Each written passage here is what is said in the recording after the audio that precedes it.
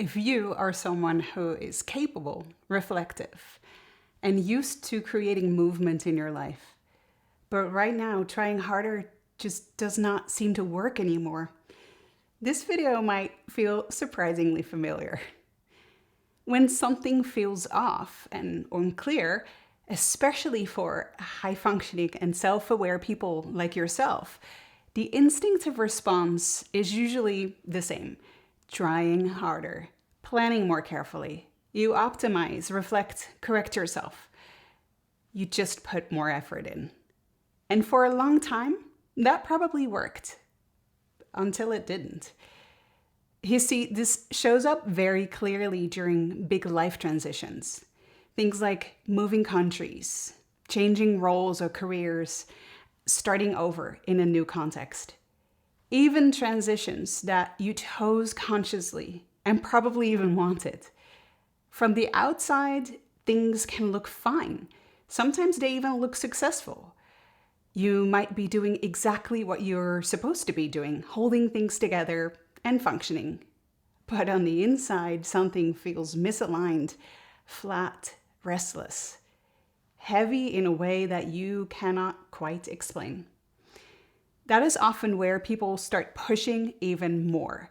Because if something feels off, after all, effort has always been the solution, right? So you increase effort again, hoping that it will bring that clarity back. But here is the distinction that most people miss. Effort works only when direction is clear. Effort becomes exhausting when direction is missing. Trying harder does not create direction. It amplifies whatever direction you are already in. So when your inner compass is unclear, effort does not move you forward. It just makes the confusion louder. This moment is where the map metaphor probably becomes very useful. See, your inner map, the way that you orient yourself and make decisions and understand who you are, was shaped in a different context. Your old context, where you had different roles and different rhythms and different ways of contributing. And when the context changes, that map does not automatically update as well. And no amount of effort can compensate for a map that no longer matches the terrain you are in. So what usually follows is frustration, and frustration then often turns inward. People begin to doubt themselves. Even though nothing about their capability has changed, they become more self-critical, tell themselves that they should just be more grateful. They get less patient with themselves, sometimes even trying to discipline or command themselves into feeling better. And over time, they feel less and less connected to themselves and to what actually matters to them.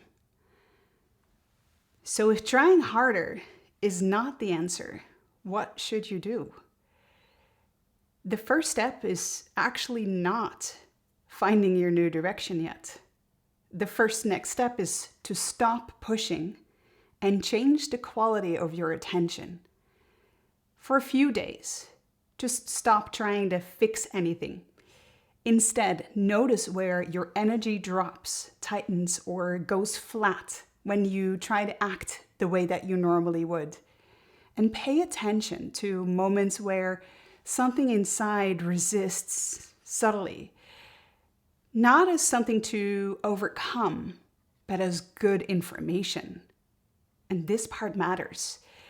This is not another task to complete or get right. If you catch yourself thinking, all right, let's get this over with so I can move on, that is already part of what you are noticing.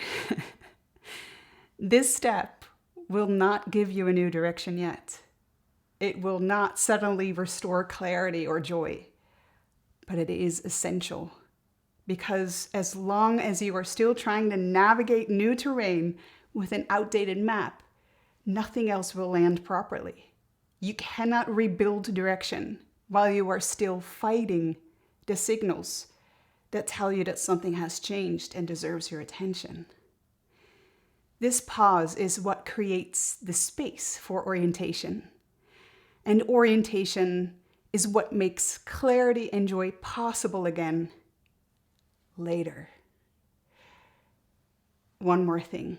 Most people try to do this entirely on their own, inside their own head. And that is often where they stay stuck. Orientation usually needs to be spoken, reflected, and witnessed before it comes clear. And you should not have to do this all alone. If you recognize yourself in this, consider speaking with someone that you trust, someone who can really hear you, someone who understands these kinds of transitions, or who is willing to sit with you in it without trying to fix you. And if it feels right, you are also very welcome to leave a comment below. Sometimes just simply naming your experience helps others realize that they are not alone either.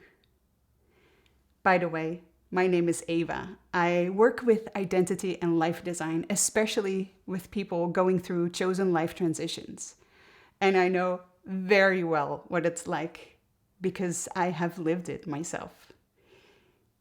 If this video resonates with you, you are welcome to stay with the channel.